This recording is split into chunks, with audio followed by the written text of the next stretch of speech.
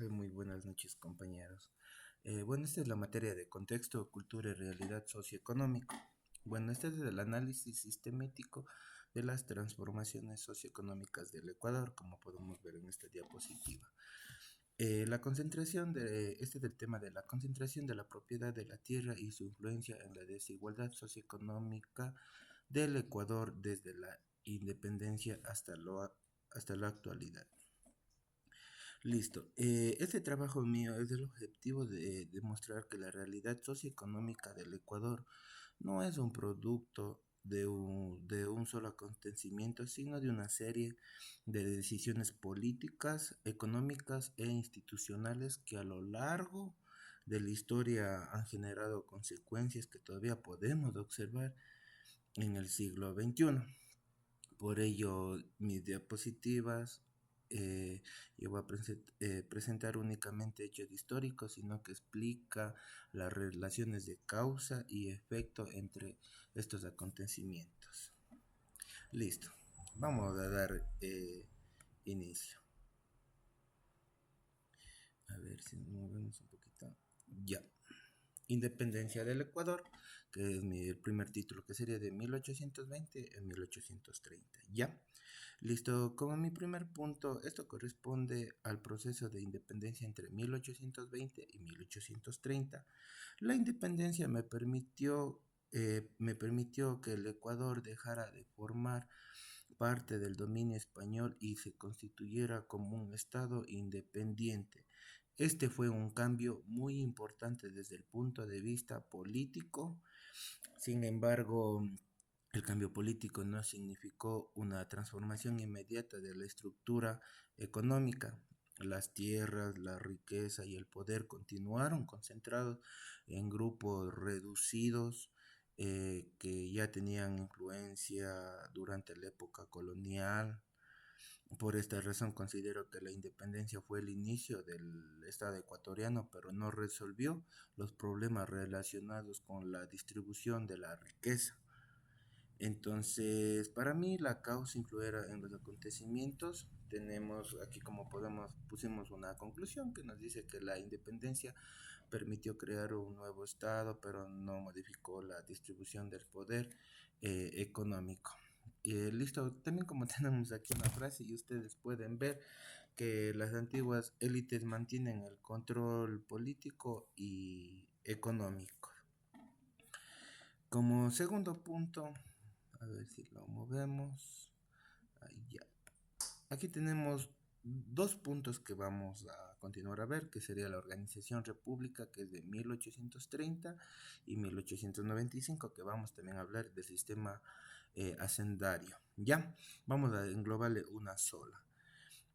Entonces, después de la independencia comenzó la etapa republicana, que nos puede decir que durante este periodo predominó o comenzó la etapa republicana. Durante este periodo predominó el sistema hacendario, las grandes haciendas concentraban enormes extensiones de tierra en manos de pocos propietarios, mientras tanto muchos indígenas y campesinos dependían económicamente de esos hacendados para trabajar y sobrevivir.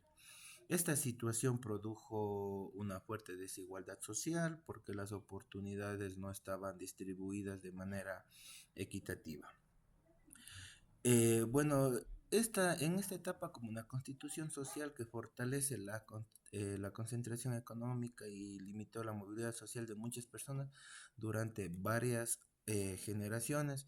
Podemos, o sea, ver también aquí en la diapositiva que nos dice que la riqueza comenzó a concentrarse en un pequeño grupo de propietarios. Podemos ver o haber entendido que igualmente del sistema sanitario era como más antes los de nuestros, podemos hablar de nuestros antepasados o podemos decir de nuestros abuelos, de nuestros padres, que más antes en verdadmente ellos trabajaban para comprar terrenos, como en la hora en la actualidad tenían demasiados terrenos. Bueno, en mi caso de mis abuelitos, que verdaderamente son terrenos a lo largo que han comprado por años y durante en sucres que trabajaba para tener algo, como ellos dicen, ¿no? pero si nos ponemos a poner a analizar esto fue como, o sea, una desigualdad de poder, de que más antes de eso tenían la mentalidad de ellos de decir que en la antigüedad, pues, que el que tiene más dinero es el que estaba en la parte de arriba, por eso les llamaban los patrones o los jefes, que podíamos decir que les daban trabajo, ¿ya? Cambio aquí también tenemos en este dispositivo de la institución social del sistema hacendario, cambio que nos dice que fue una organización económica donde enormes extensiones de tierras pertenecían a pocos propietarios. Nos quieren decir que los trabajadores indígenas y campesinos dependían económicamente del hacendado, que les comento de mis abuelos, en la parte, lo que sería la parte rural, ¿no? Del campo. Esa es mi explicación en esta diapositiva, como lo podemos ver aquí. En la siguiente diapositiva, a cambio, tenemos que nos dice que el primer momento de transformación, auge del cacao. Bueno, en esta etapa aumentaron las exportaciones y la economía social experimentó un importante crecimiento. Sin embargo, ese crecimiento no benefició por igual a toda la población, podemos decir. Los principales beneficios económicos fueron aprovechados por quienes ya poseían capital, tierras y acceso al comercio internacional. Esto también nos demuestra que el crecimiento económico por sí solo no garantiza una distribución justa de la riqueza. Más bien esto nos puede decir que esta relación aparece mediante como el de pronto del crecimiento económico con la permanencia de la desigualdad. Igualmente podemos ver aquí en la diapositiva que nos dicen que los beneficiarios fueron aprovechados principalmente por grandes exportadores. Como podemos ver, el cacao es una rama importante de aquí del Ecuador que tenemos y es una fuente de ingresos súper fuerte de todo el Ecuador que tenemos aquí. Por eso la persona que conviva o siembre cacao tiene dinero, sinceramente. Eso podemos decir. Tenemos el auge, tenemos aquí el segundo momento de transformación, que es el auge petrolero, década de 1970. En cambio, tenemos importantes ingresos de recursos petroleros, como nos pueden decir que gracias al petróleo el Estado estuvo mayores recursos económicos para invertir en carreteras, hospitales, educación e infraestructura.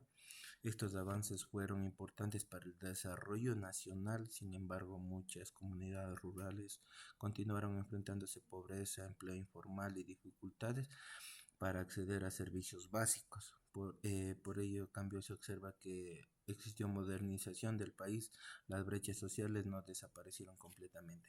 Aquí podemos también poner un caso de como tipo en Venezuela, que nos podemos dar cuenta que el petróleo no es bien manejable, porque realmente esto le explotan, se enriquecen de una forma absoluta, en verdaderamente, porque el petróleo es súper, súper comercio, en verdaderamente de esto vive el Ecuador, pues sinceramente esto lo vende a otros países y hay un buen ingreso que sería acá a nuestro país, que verdaderamente por eso se arma hospitales, como les dije, de pronto tenemos para poder comprar y seguir avanzando el Ecuador. ¿Listo? Tenemos como aquí una palabra que dice persiste las brechas económicas y sociales. Vamos a ir a la siguiente diapositiva, que es el tercer momento de transformación. Este es cambio de la constitución del Ecuador del 2008. ¿Listo? El último momento de transformación corresponde a la constitución del 2008, que este cambio, de lo que yo entendía también, esta constitución representa un cambio importante porque reconoce al Ecuador como un Estado constitucional de derechos y justicia, plurinacional e intercultural. Además, incorpora principios como el buen vivir, fortalece la participación ciudadana y reconoce derechos colectivos para pueblos y nacionalidades. Estos cambios buscan corregir desigualdades históricas mediante un marco jurídico más inclusivo.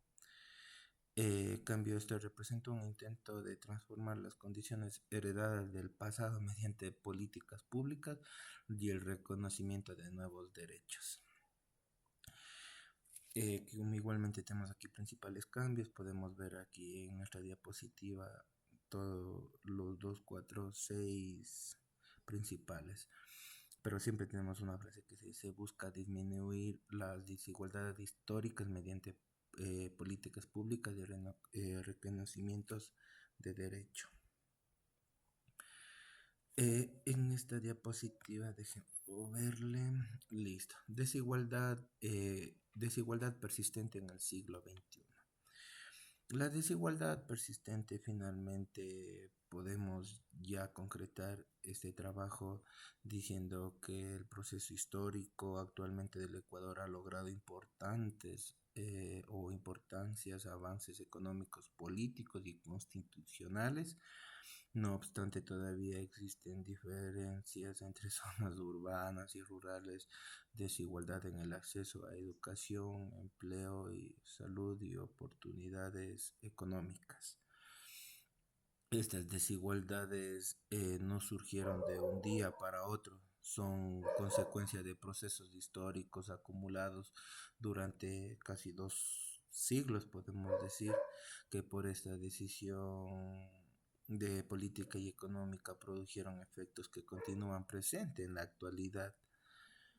Entonces, como yo le puse aquí en efectos actuales, tenemos las diferencias económicas entre regiones, que nos damos cuenta si Cuenca es una ciudad cara, que podemos decir que Guayaquil es económico. Igualmente tenemos la ciudad de Quito.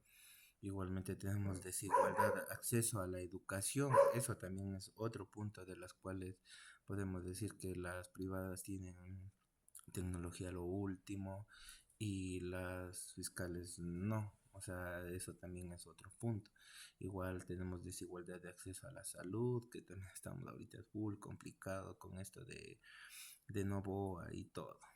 También tenemos la pobreza rural, que es en la parte del campo. Si ustedes salen al campo, es algo complicado o impactante de ver, en verdad, full casos de niñitos, que es súper duro de ver. El empleo informal es otro punto de los cuales usted se gradúa y no hay trabajo. Y si se encuentra, trabaja en algo que no es su rama. Igualmente tenemos la desigualdad de distribución de oportunidades, que también es una corrupción muy grande, en verdaderamente. Tenemos las brechas entre zonas urbanas y rurales también, que podríamos hablar que en verdaderamente estamos en una desigualdad persistente al siglo XXI, sinceramente. Ese es mi punto de vista, o haber entendido hacia este trabajo. Bueno, como último punto, puedo decir de una conclusión. Bueno, en la conclusión, las transformaciones políticas y económicas de Ecuador permitieron importantes avances institucionales. Sin embargo, muchas estructuras históricas de desigualdad, especialmente la concentración de las tierras y las diferencias en el acceso a oportunidades, continúan influyendo en la realidad socioeconómica del país. Comprender esta relación de causa y efecto permite analizar críticamente los desafíos actuales y la necesidad de fortalecer políticas públicas orientadas a la equidad y la inclusión social. Bueno, yo tengo aquí unas frases que verdaderamente lo estaba analizando, que me pareció súper bien, que dice que las decisiones políticas producen efectos económicos de largo plazo. También tenemos la otra que dice: las instituciones sociales pueden mantener desigualdad durante varias generaciones. Y como tenemos las dos últimas en las conclusiones, que verdaderamente nos dejan mucho que pensar. Ese es mi trabajo, profe. Muchas gracias. Estoy en la carrera de Derecho y eso es todo. Gracias.